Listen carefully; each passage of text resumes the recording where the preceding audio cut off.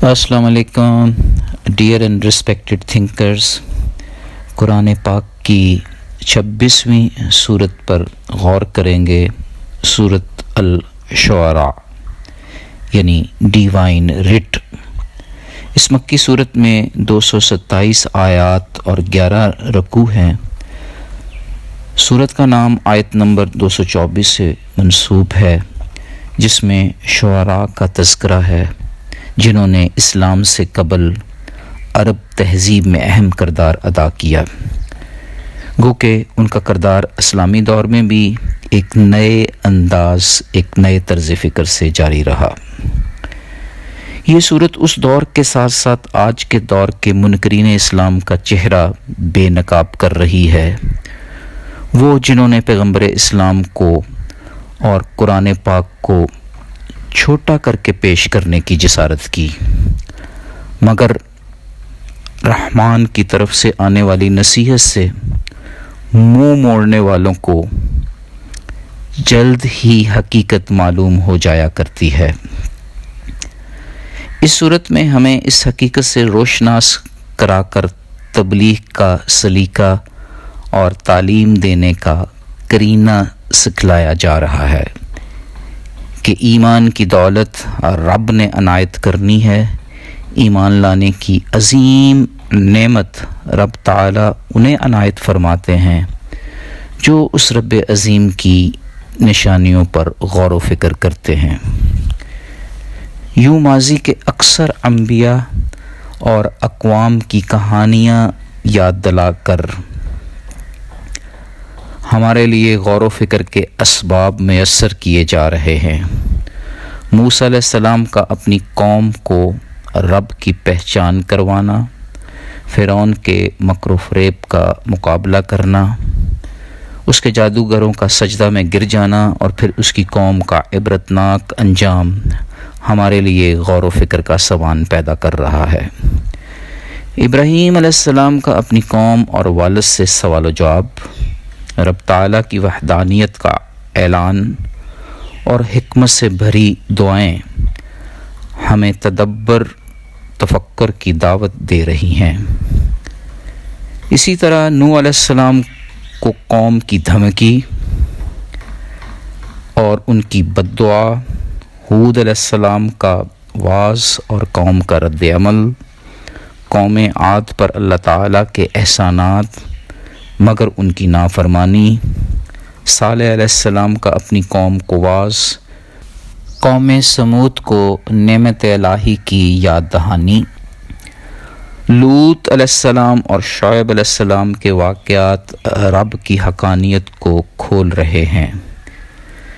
یوں ان فوٹوجینک قسم کے واقعات سے پوری نسل انسانیت کے لیے رہتی دنیا تک یہ پیغام پہنچ گیا کہ رب تعالی ہمیشہ حق والوں کا ساتھ دیتے ہیں.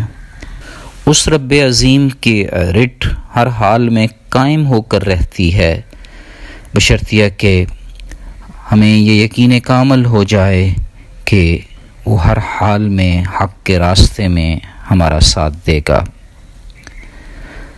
یوں یہ بات بھی کھل کر سامنے آ گئی کہ پیغمبر ہمیشہ وزڈم کی بات کرتا ہے اور وزڈم کی ہی دعا کرتا ہے.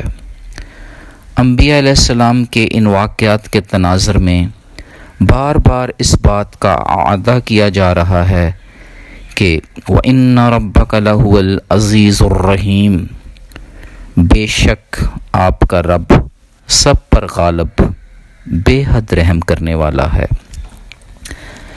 ان واقعات کے بعد قرآن پاک کی جامع انداز میں تعریف بیان کی گئی ہے. قرآن رب کا خالص کلام ہے جو فصیح عربی زبان میں نازل ہوا. اس کی خاص شان ہے کہ یہ دل میں اترتا جاتا ہے، خاص طور پر تب جب دل پاکیزہ ہو. بلکہ قرآن کا سینے میں اتر جانا خالص ایمان کی نشانی ہے. یہ اللہ کا نور ہے اور انسان کی ہدایت کا ذریعہ.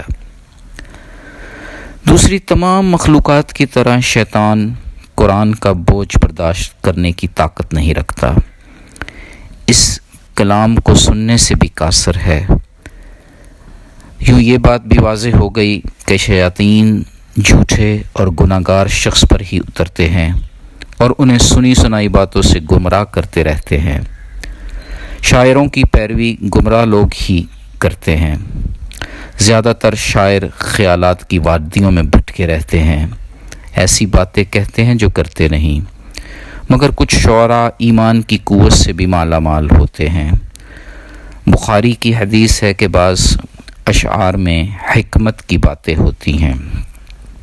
اسی طرح حسان بن ثابت رضی اللہ تعالیٰ عنہ کے بارے میں حضور پاک صلی اللہ علیہ وسلم نے فرمایا، مسند احمد کی حدیث ہے، اے اللہ حسان کی جبرائیل کے ذریعے مدد فرما۔